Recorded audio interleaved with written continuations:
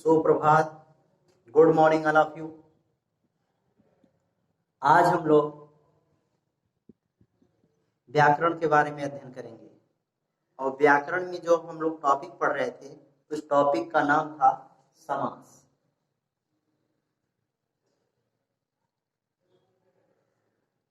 समास कहते किसको हैं, समास की परिभाषा क्या होती है, समास कितने प्रकार के होते हैं, इन सब के बारे में हम लोगों ने अध्ययन किया है।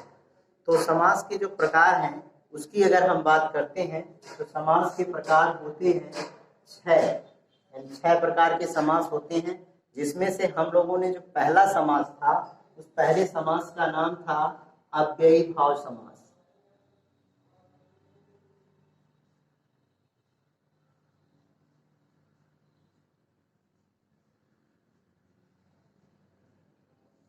अव्ययी भाव समास, यह जो अव्ययी भाव समास होता है इसके बारे में हम लोगों ने पढ़ा था और जाना था। दूसरा जो भाग है या प्रकार है इसका, जिसको हम कहते हैं तत्पुरुष समास।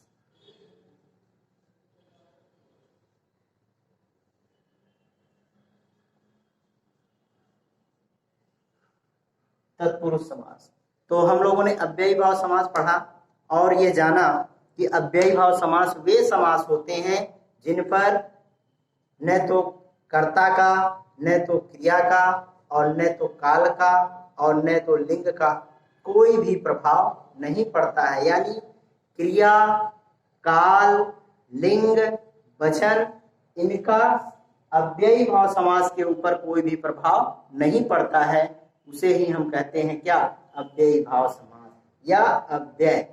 अव्यय का अर्थ ही होता है खर्च न होना, अर्थात ऐसे शब्द जिनका खर्च न हो। खर्च होने से यहाँ पर तात्पर्य है कि उन पर किसी भी प्रकार के लिंग, वचन और काल का कोई भी प्रभाव न पड़े, तो उसे ही हम कह देते हैं अव्ययी भाव समास।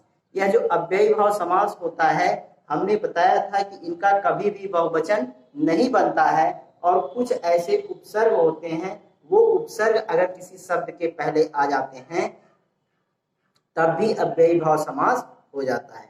लेकिन अगर हमें तब भी पता नहीं चलता है तो ऐसे शब्दों को हम पहचानने के लिए उन शब्दों को सीधे सीधे वाक्यों में प्रयुक्त करते हैं और वाक्यों में प्रयुक्त करने के बाद हम जान लेते हैं कि इस पर प्रभाव पड़ रहा है या नहीं पड़ रहा है। अगर प्रभाव पड़ता है तो वह अव्ययी भाव समास नहीं है या अव्ययी शब्द नहीं है, और अगर नहीं पड़ता है तो इसका मतलब वह अव्यय शब्द है या अव्ययी भाव समास है। इस पर हम लोगों ने पिछली कक्षाओं में चर्चा भी किया था और इसका उदाहरण भी हम लोग समझे हैं। अब उसके बाद दूसरे नंबर पर जो आता है वह होता है तत्पुरुष समास। तो तत्पुरुष समास के बारे में अब हम लोग पढ़ेंगे और जानेंगे कि तत्पुरुष समास कहते किसको है और इसके कितने भेद होते हैं। उन भेदों को भी साथ साथ हम लोग पढ़ने का प्रयास करेंगे या जानने का प्रयास करेंगे। तो सबसे पहले हम लोग पढ़ चुके हैं अव्ययी भाव समास, इसके बाद हम लोग शुरू करेंगे तत्पुरुष समास। तो तत्पुरुष समास जानने के लिए हमको कुछ ऐसी शब्दावलियां हैं या कुछ ऐसे कारक हैं, उन कारकों के बारे में जानना बहुत ही आवश्यक है, क्योंकि जितने भी तत्पुरुष समास होते हैं उसमें कहीं न कहीं कारकों का ही प्रयोग होता है। यानी कारकों के आधार पर ही हम उनका अध्ययन करते हैं, यानी कारकों की जानकारी होना बेहद आवश्यक है। तो आइए सबसे पहले हम शुरू करते हैं तत्पुरुष समास। जैसा कि हम लोग जानते हैं कि जो तत्पुरुष समास होता है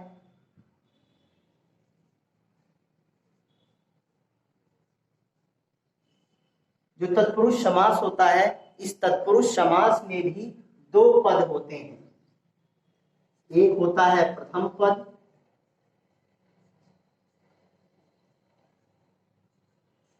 और दूसरा जो होता है उसको हम कहते हैं द्वितीय पद।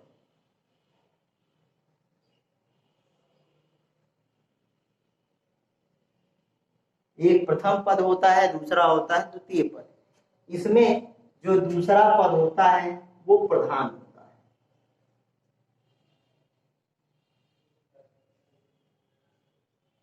और जो प्रथम पद होता है वह गौण होता है या अप्रधान होता है।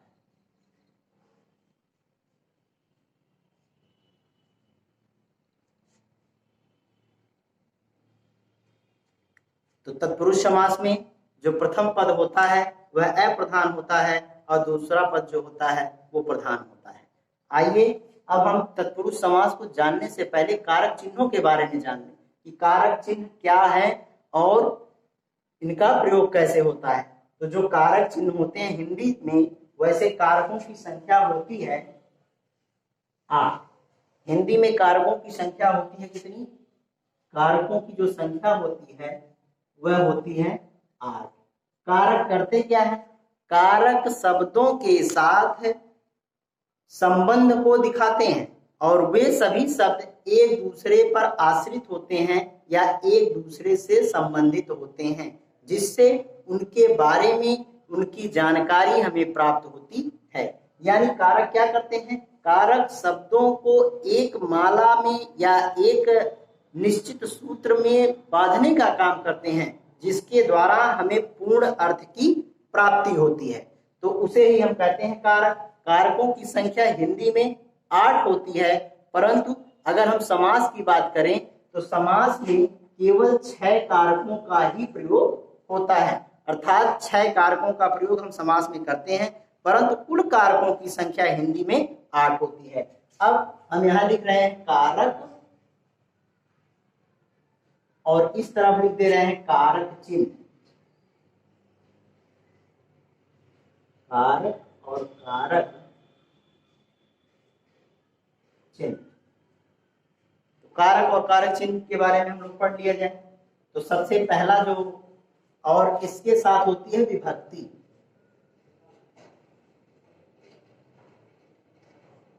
विभक्ति होती है, कारक होता है और कारक चिन्ह होता है। यहाँ पर विभक्ति में हम लिखेंगे प्रथमा विभक्ति। तो प्रथमा विभक्ति जो होती है इसमें जो कारक चिन्ह होता है वो कर्ता होता है, कर्ता। और इसका जो कारक चिन्ह होता है वह होता है क्या? ने। कर्ता ने। फिर है द्वितीया विभक्ति। ऐसे द्वितीया, तृतीया, चतुर्थी, पंचमी, षष्ठी, सप्तमी, अष्टमी एक सीरियल से चलेंगे हम लोग। कर्ता ने, यहाँ फिर लिखेंगे कर्म को, करण से का यहाँ पर 2 अर्थ होता है। एक, इस से का अर्थ जो होता है वो द्वारा से लिया जाता है। कर्ता ने कर्म को करण से संप्रदान,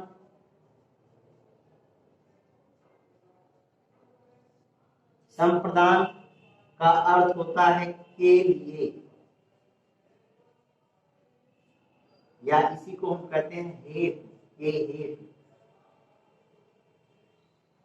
संप्रदान, संप्रदान के बाद फिर आता है अपादान। अपादान, अपादान का प्रयोग हम अलगाव, अलगाव। अपादान, कर्ता ने कर्म को करण से संप्रदान के लिए अपादान। फिर हम आगे चलते हैं संबंध। संबंध, संबंध का, की, के, ये संबंध हो गया। फिर संबंध के बाद फिर हम बात करेंगे अधिकरण।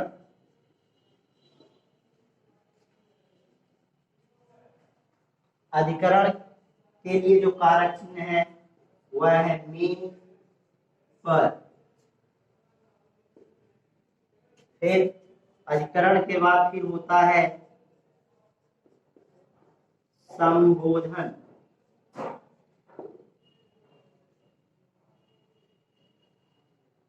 संबोधन, संबोधन के लिए है हे,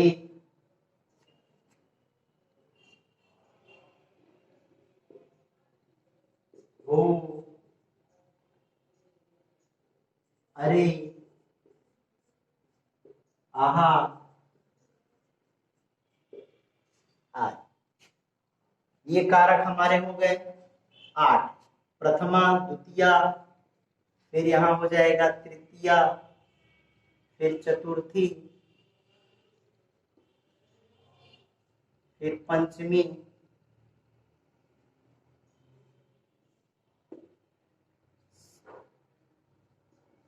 षष्ठी,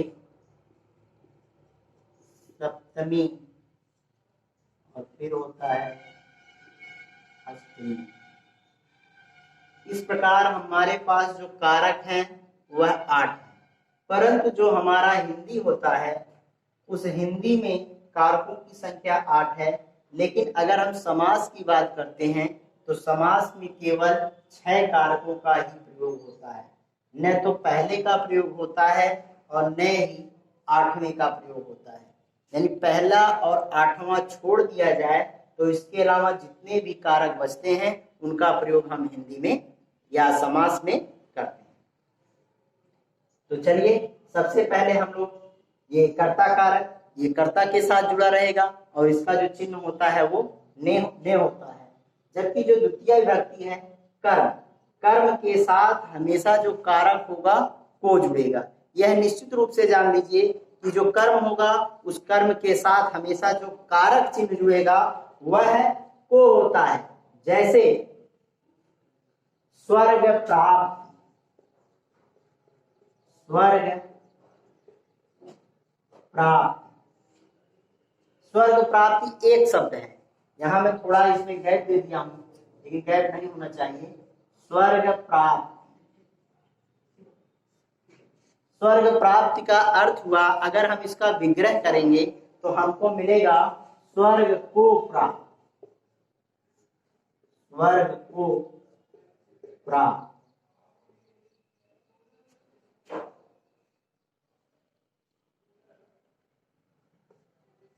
स्वर्ग को प्राप्त यानी ऐसे ही दूसरा है स्वर्ग को प्राप्त। यहाँ को हमको कारक चिन्ह मिल गया, इसलिए को कारक चिन्ह मिल गया तो यहाँ पर कौन सा समास हो जाएगा? यहाँ पर जो समास हो जाएगा वह कर्म कारक समास होगा। क्यों? क्योंकि इस समास का जब विग्रह किया गया तो हमको जो चिन्ह मिला है कारक का वह क्या मिला है? को मिला है। ऐसे ही होता है गृहागत, गृहागत, तो इसको हम लिख सकते हैं गृह को आगत, अर्थात घर को आया हुआ, यानी घर आया हुआ। यहाँ देखिए कौन सा कारक चिन्ह मिला हमको? को, तो को कारक चिन्ह मिलने के कारण यहाँ भी हो जाएगा क्या? कर्म कारक। तो कर्म कारक की यह पहचान है कि जहां पर को कारक चिन्ह हमको मिलेगा जिसके भी साथ वहां पर हमेशा क्या हो जाएगा? वहां पर हो जाएगा कर्म कारक। क्यों? क्योंकि कर्म के बाद कौन सा चिन्ह आया है? को आया है, तो को आने के कारण यहाँ पर हो जाएगा कर्म कारक। इसके बाद आता है करण कारक। अगर करण कारक की बात करते हैं तो हमने यहाँ पर लिखा है करण का अर्थ होता है क्या? करण का जो अर्थ है वह से या द्वारा होता है, से या द्वारा होता है। तो से या द्वारा होने से क्या हो जाएगा? जब कोई कार्य किसी के द्वारा या किसी माध्यम से किया जाता है तो वहां पर हो जाता है क्या? करण कारक होता है। तो करण कारक कहां पर होगा? करण कारक वहां पर होगा जहां पर कोई भी कार्य किसी के द्वारा किया जाएगा, स्वयं नहीं किया जाएगा, किसी के द्वारा किया जाएगा या फिर किसी माध्यम से करवाया जाएगा, वहां पर हो जाएगा क्या? करण कारक। जैसे माता जी चाकू से सब्जी काटती हैं, तो माता जी ने सब्जी जो काटने का काम किया है वह किसी माध्यम से किया है और वह माध्यम क्या था? चाकू था। वह विद्यालय साइकिल से आता है, तो साइकिल से आने का मतलब यानी जो आने का काम कर रहा है किससे कर रहा है? किसी के द्वारा कर रहा है, किसी के माध्यम से कर रहा है। इसलिए वहां पर जो साइकिल है वह क्या है? माध्यम है, यानी साइकिल से या साइकिल के द्वारा वह स्कूल आने का काम कर रहा है। इसलिए यहाँ पर हो जाएगा क्या? करण कारक। मैं ट्रेन से दिल्ली जाता हूं, मतलब जाने का काम मैं किससे कर रहा हूं? ट्रेन के द्वारा कर रहा हूं। यानी ट्रेन क्या है? करण है। इसीलिए यहां पर हो जाएगा क्या? करण तत्पुरुष समास। यानी जहां पर भी हम क्या करेंगे, जिस भी शब्द में कोई भी कार्य किसी के माध्यम से या किसी के द्वारा कराया जाता है, वहां पर हो जाता है करण तत्पुरुष समास। इसी प्रकार संप्रदान, संप्रदान का अर्थ होता है प्रदान करना अर्थात देना। जब हम कोई वस्तु किसी को दे दिए, प्रदान कर लिए और पुनः उसको वापस नहीं लेंगे, तो ऐसी क्रिया को हम कहते हैं संप्रदान। संप्रदान का अर्थ हुआ क्या? अपने मन से, स्वेच्छा से आपने वह वस्तु क्या कर दिया? दान कर दिया है। यानी जब आप किसी वस्तु को किसी को दान कर देते हैं या दे देते हैं, तो फिर उससे हम वापस नहीं लेते हैं, तो वह हो जाता है क्या? संप्रदान। लेकिन अगर हमने किसी को दिया पेन और फिर वापस ले लिया, तो यह संप्रदान नहीं होगा। तो संप्रदान का अर्थ हुआ क्या? स्वेच्छा से देना। यानी कोई भी कार्य या कोई भी वस्तु अगर हम किसी को स्वेच्छा से दे देते हैं और वापस नहीं लेते हैं, तो ऐसी क्रिया को हम कहते हैं क्या? संप्रदान कारक। जैसे राम ने मोहन को पुस्तक दी, तो जो पुस्तक दी या पुस्तक प्रदान किया, तो एक बार दे दिया तो वह उससे वापस नहीं लेगा, तो यहाँ पर क्या हो जाएगा? संप्रदान हो जाएगा। माया ने रीता को मिठाई दी, तो यहाँ पर मिठाई को क्या किया जा रहा है? देने का काम किया जा रहा है, इसलिए यहाँ पर भी क्या हो जाएगा? संप्रदान कारक। यानी संप्रदान कारक में जहां पर कोई वस्तु किसी को दी जाती है या किसी से ली जाती है और पुनः उसके वापस होने की बात उसका उसमें जिक्र न हो, तो वहां पर हो जाता है क्या? संप्रदान कारक। अब इसके बाद आता है क्या? अपादान कारक। तो अपादान कारक किसे कहते हैं? अपादान का अर्थ होता है, या जो इसका कारक चिन्ह है वह अलगाव इसका अर्थ होता है और कारक चिन्ह से ही होता है। यानी इसका भी कारक चिन्ह क्या होगा? से होगा। और इस से का जो अर्थ हम निकालते हैं वह अलगाव से निकालते हैं। किससे निकालते हैं? अलगाव से। अलगाव का अर्थ क्या हुआ? जहां एक वस्तु का दूसरे वस्तु के साथ संबंध टूटता हो, संधि न हो, बल्कि वहां पर क्या हो? विच्छेद हो, अलगाव हो, तो वहां पर हो जाता है क्या? अपादान होता है। यानी अपादान के लिए आवश्यक है कि उसमें क्या होना चाहिए? अलगाव होना चाहिए। जैसे चूहा बिल से बाहर निकला, तो चूहा का बिल से संबंध क्या हो रहा है? यहाँ पर टूट रहा है। बच्चा छत से गिरा, तो बच्चा और छत से गिरने का जो कार्य हो रहा है उसमें क्या हो रहा है? विच्छेद हो रहा है, अलगाव हो रहा है, वहां से उसका संबंध टूट रहा है। तो ऐसी स्थिति में वहां पर क्या हो जाएगा? अपादान हो जाएगा। रेलगाड़ी छूट गई, इसका मतलब क्या हुआ? रेलगाड़ी और उस व्यक्ति के बीच में क्या हो रहा है? छूटने का, संबंध का विच्छेद हो रहा है, वह एक दूसरे से अलग हो रही है, इसलिए वहां पर भी हो जाएगा क्या? अपादान। यानी जहां पर क्या हो? एक वस्तु दूसरे वस्तु से रिश्ता तोड़ ले या ऐसा करिए वहां पर उनका अलगाव हो जाए, तो वहां पर हो जाएगा क्या? अपादान। संबंध कारक क्या होगा? संबंध का जो कारक चिन्ह होता है, का होता है, होता है, के होता है। यहाँ पर के संबंध कारक में क्या होगा? एक वस्तु का या एक व्यक्ति का दूसरे वस्तु या व्यक्ति के साथ अगर संबंध बताया जाता है, तो वहां पर संबंध कारक होता है। जैसे राम श्याम का भाई है, तो वहां पर जो का आ रहा है वो भी क्या दिखा रहा है? संबंध दिखा रहा है कि राम किसका भाई है? श्याम का भाई है। मेरा गांव शहर में है, तो मेरा गांव या मेरा घर कहिए, मेरा घर शहर में है, तो इसका मतलब मेरे और घर के बीच का जो संबंध है वो दिखाया जा रहा है किससे? शहर से। मेरा घर कहाँ पर है? शहर में है, तो शहर का और मेरे घर का क्या है? संबंध दिखाया जा रहा है, तो वहां पर संबंध कारक हो जाएगा। मेरा गांव नदी के किनारे है, तो यहाँ नदी के किनारे से मेरे घर का या गांव का क्या दिखाया जा रहा है? संबंध दिखाया जा रहा है, इसलिए यहाँ पर भी हो जाएगा क्या? संबंध कारक। जबकि अधिकरण, अधिकरण में क्या होगा? जहां पर कोई वस्तु किसी वस्तु के ऊपर या उसके अंदर पाई जाती है, स्थिर पाई जाती है या पाई जाती है, तो वहां पर होता है अधिकरण कारक। यानी अधिकरण कारक क्या होता है? अधिकरण मतलब होता है आधार, यानी जहां पर किसी वस्तु को कोई आधार मिला या जहां पर कोई किसी वस्तु के अंदर कोई वस्तु पाई जाती है तो वहां पर क्या मिलेगा? अधिकरण कारक होगा।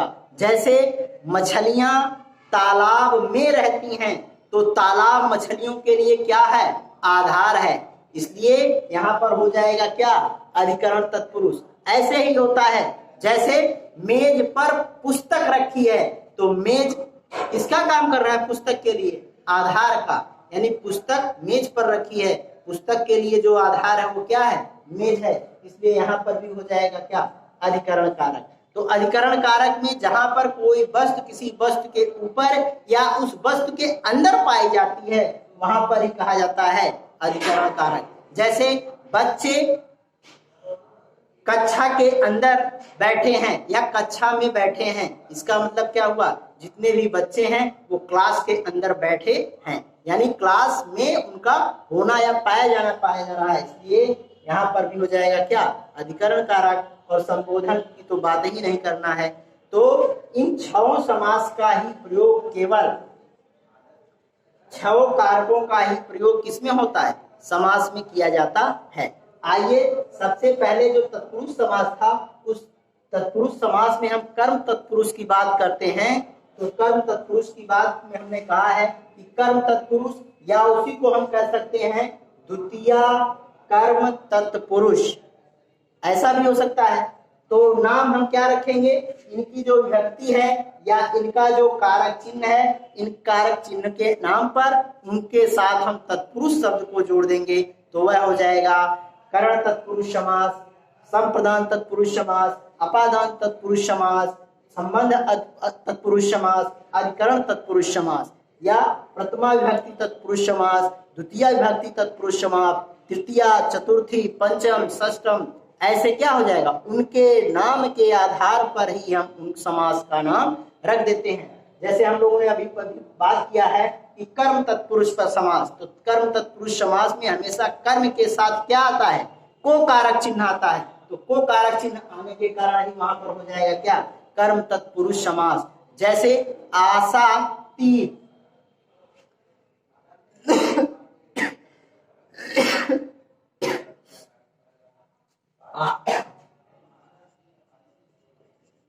आशा ती, आशा को आती, इसका अगर हम विग्रह करेंगे तो मिलेगा हमको आशा को अतीत। आशा को अतीत का मतलब लाग कर गया हुआ, यानी जिसकी आप कल्पना न किया हो उससे वह परे हो जाए। लाग कर गया हुआ, लाग कर गया हुआ, आशाती। ठीक है। इसी प्रकार हम कह सकते हैं कि कष्टापन, कष्टापन,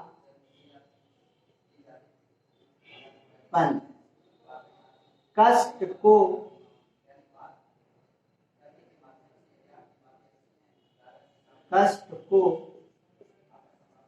आपन।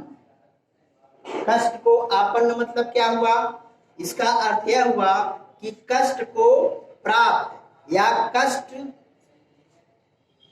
को प्राप्त या कष्ट हेतु, कष्ट को प्राप्त, कष्ट को आपन्न भी लिख सकते हैं या प्राप्त भी लिख सकते हैं। तो कष्ट को प्राप्त या कष्टापन्न, यानी यहाँ देखिए को कारक चिन्ह मिला, तो को कारक चिन्ह मिलने के कारण ही हो जाएगा क्या? यहाँ पर कर्म तत्पुरुष समास या द्वितीय विभक्ति तत्पुरुष समास। इसी का दूसरा नाम क्या हो जाएगा? द्वितीय विभक्ति तत्पुरुष समास। क्योंकि जो को कारक चिन्ह है उस को कारक चिन्ह के लिए कौन सी विभक्ति प्रयोग हुई है? द्वितीय, इसलिए यहाँ पर हो जाएगा क्या? द्वितीय तत्पुरुष समास। पॉकेट मार, पॉकेट को मारने वाला यानी चोरी करने वाला, यही हुआ ना। तो यहाँ पर भी को तत्पुरुष समास हुआ, तो यहाँ पर भी हो जाएगा क्या? कर्म तत्पुरुष समास। कठफोड़वा, काठ को फोड़ने वाला या लकड़ी को फोड़ने वाला, तो को आ गया कारक चिन्ह, इसलिए यहाँ पर भी हो जाएगा क्या, कर्म तत्पुरुष समास। इसके बाद आ जाइए करण तत्पुरुष समास। हमने कहा है जब कोई कार्य किसी के द्वारा कराया जाता है तो वहां पर हो जाता है क्या, करण तत्पुरुष समास। जैसे तुलसीकृत, तुलसीकृत की बात अगर हम करें तो तुलसी द्वारा रचित या तुलसी द्वारा कृत,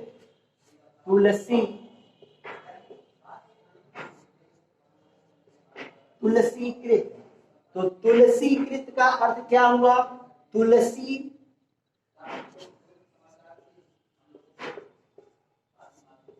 से कृत, या इसी को हम लिख सकते हैं तुलसी द्वारा कृत। कृत का अर्थ हुआ रचा गया। तो यहाँ देखिए से आ गया, द्वारा आ गया, और से और द्वारा आएगा तो वहां पर क्या होता है, करण तत्पुरुष समास होता है। इसी को हम क्या कह सकते हैं, तृतीया विभक्ति तत्पुरुष समास कह सकते हैं कि नहीं कह सकते हैं। तो करण तत्पुरुष समास या तृतीय विभक्ति तत्पुरुष समास कह सकते हैं। ऐसे ही होता है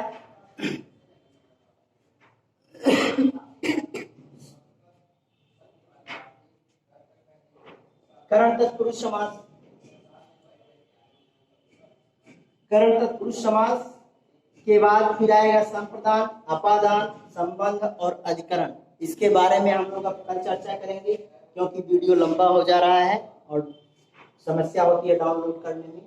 इसलिए आपको कर्म तत्पुरुष और करण तत्पुरुष ये दोनों हमने बता दिया और समझा दिया कि कैसे इसको हम करेंगे। देखिए करण ये जो तत्पुरुष समास होता है, इस तत्पुरुष समास को करने के लिए हमें समास विग्रह का भी होना आवश्यक है। यानी जब तक समास विग्रह हमको पता नहीं होगा तब तक हम इसको कर नहीं पाएंगे, क्योंकि उसी विग्रह करने से ही हमें क्या पता चलेगा, ये कारक चिन्हों के बारे में पता चलेगा। और जब कारक चिन्ह हमें पता चलेंगे तभी हम उनको आसानी से सेटिस्फाई या सेपरेट कर सकते हैं कि वह कौन सा समास है और किस प्रकार का समास है। ठीक, आज के लिए इतना ही, कल के लिए बहुत कुछ है। अब आगे हम लोग संप्रदान, अपादान, संबंध और अधिकरण इसको पढ़ेंगे, इन तत्पुरुषों को, और इन पर क्वेश्चन सॉल्व करेंगे जिससे सारी समस्याएं दूर हो जाएंगी। इसीलिए आप लोग इसको खूब अच्छे से रिवाइज कर करके पढ़ते रहिए। धन्यवाद।